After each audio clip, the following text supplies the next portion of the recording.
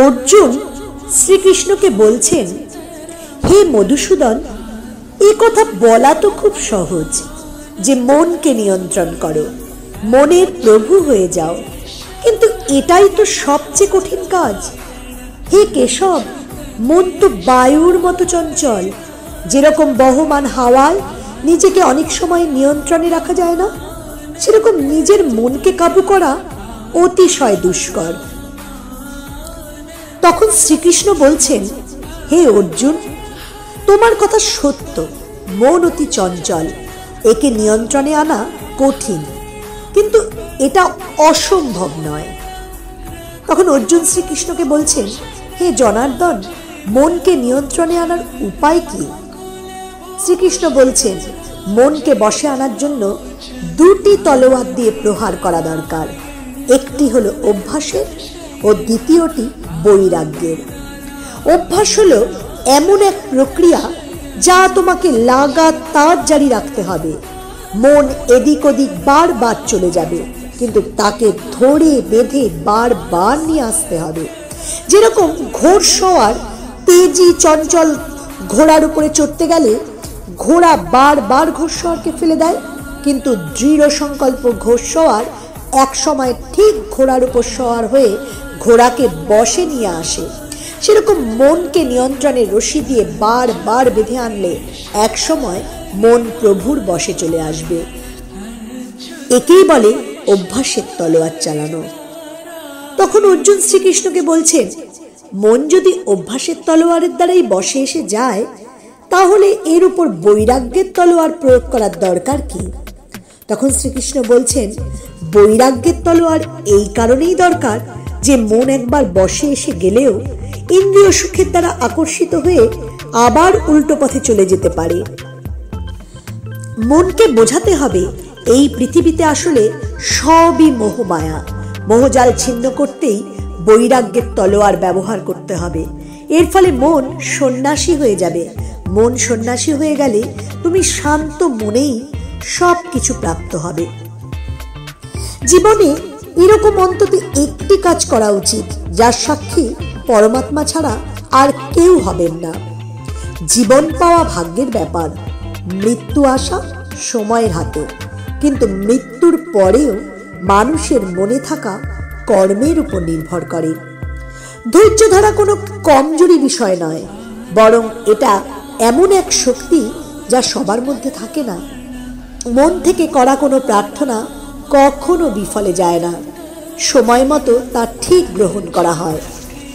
মানুষ নিজের বিশ্বাসের দ্বারা নির্মিত হয়। যেরকম সে বিশ্বাস করে সেরকমই সে হয়ে যায়। সবকিছু নকল করা গেলেও চরিত্র ও ব্যবহার কখনো নকল করা যায় না। যদি তোমার উদ্দেশ্য সৎ ও ভালো হয়, তাহলে তোমার ভাগ্য অবশ্যই উত্তম হবে। যিনি সময় সৃষ্টিকারী, তাকে খানিকটা সময় দিয়ে দেখো, তিনি তোমার সময় ভালো করে দেবেন। মনকে নত করা জরুরি, শুধু মাথা নত করে ভগবানকে প্রাপ্ত করা যায় না। দৃশ্যপট নান্দনিক নাও হতে পারে, কিন্তু গন্তব্য নয়। তোমার জীবনের দৌড় মন মতো না হতে পারে, কিন্তু জীবন নয়। জেতার মজা তো তখনই যখন সবাই তোমার হারের অপেক্ষা করছে। যদি তুমি সেই সব কথা ও পরিস্থিতির দ্বারা চিন্তিত হয়ে যাও যা তোমার নিয়ন্ত্রণে নেই, তাহলে তুমি অযথা সময় বরবাদ করছো এবং এর জন্য তোমাকে পরবর্তীকালে অনুতাপ করতে হবে। খারাপ সময় ঠিক কেটে যাবে। আসলে উপরওয়ালা আমাদের ধৈর্যের পরীক্ষা নেন। সব সময় হাসি খুশি থাকার অর্থ এই নয় যে জীবনে সংঘর্ষ নেই। শুধু একথাই সত্য যে উপরওয়ালার উপর আমাদের সম্পূর্ণ বিশ্বাস আছে।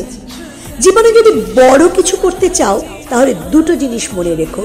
জীবনে যা হারিয়ে গেছে তার আফসোস করো না, আর যা পেয়েছো তা কোনো কিছুর থেকে কম নয়।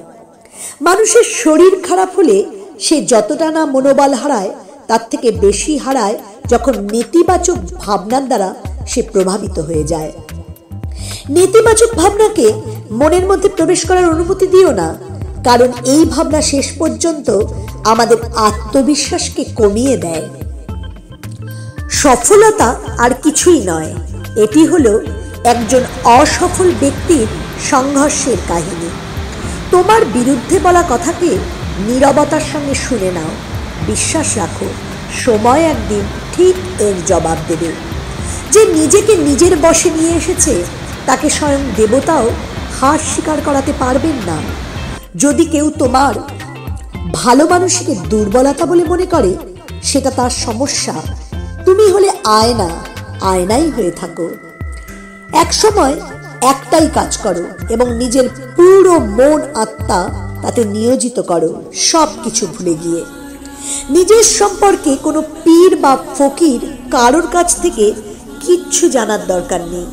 বরং কিছুক্ষণ চোখ বন্ধ করে নিজের অন্তরাত্মার কাছে প্রশ্ন রাখো, ঠিক উত্তর খুঁজে পাবে। খুশি হওয়ার জন্য যদি কোনো কাজ করো তাহলে খুশি প্রাপ্ত হবে না, কিন্তু খুশি হয়ে কোনো কাজ করলে খুশি অবশ্যই প্রাপ্ত হবে। লোকে তোমার সম্পর্কে কি ভাবছে এই চিন্তা ছেড়ে দাও, কারণ তারাও এই চিন্তাতেই ডুবে আছে তুমি তাদের সম্পর্কে কি ভাবছো। বিনম্র ও নত হতে না পারলে ভিতর থেকে খালি হওয়া খুবই মুশকিল।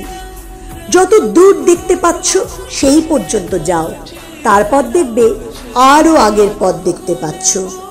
চোখের জল এমন এক নীরব প্রার্থনা যা শুধুমাত্র ওপরওয়ালাই শুনতে পান। আমরা যা হয়েছি তার দায় আমাদের, আর আমরা যা হতে চাইব তার শক্তিও আমাদের ভিতরেই রয়েছে। যখন কেউ পরবর্তী পদক্ষেপ চিনতে পারে, তখন বড় পরিবর্তনের প্রথম ধাপ আরম্ভ হয়ে যায়। যদি আকাশের অধিবাসীর সঙ্গে তোমার সম্পর্ক অটুট থাকে, তাহলে জমির অধিবাসীরা তোমার কিছুই করতে পারবে না। যখন আমরা কারোর জন্য কিছু ভালো করি, তখন আমাদের জন্য কিছু ভালো হতে থাকে। ভালো ব্যবহারের কোনো আর্থিক মূল্য না থাকলেও এই ব্যবহার কোটি লোকের হৃদয় কিনে নিতে পারে। সংযম আমাদের চরিত্রের মূল্য বাড়ায়, কিন্তু সত্যিকারের বন্ধু ও পরিবার আমাদের জীবনের মূল্য বাড়ায়। যা কষ্ট আজ সহ্য করছো তাই পরবর্তীকালে তোমার শক্তি বাড়াবে।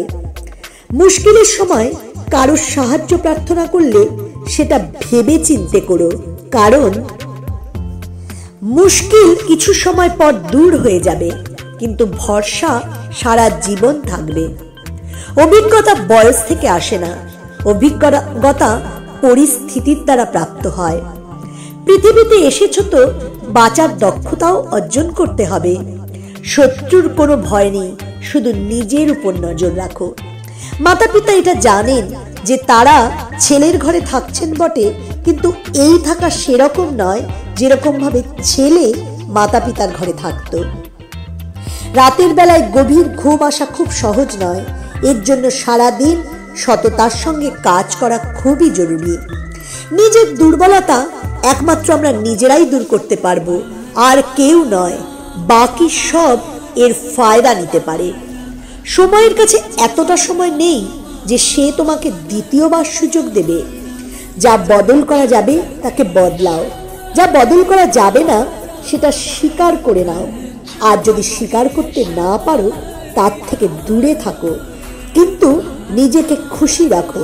এটা কিন্তু অনেক বড় দায়িত্ব। যদি আমরা আমাদের সম্পর্ককে সময় দিতে না পারি, তাহলে সময় আমাদের সম্পর্ককে আমাদের থেকে দূরে সরিয়ে দেয়। যে তোমার বদনাম করছে তাকে করতে দাও, কারণ বদনাম সেই করে যে তোমার সমকক্ষ হতে পারে না।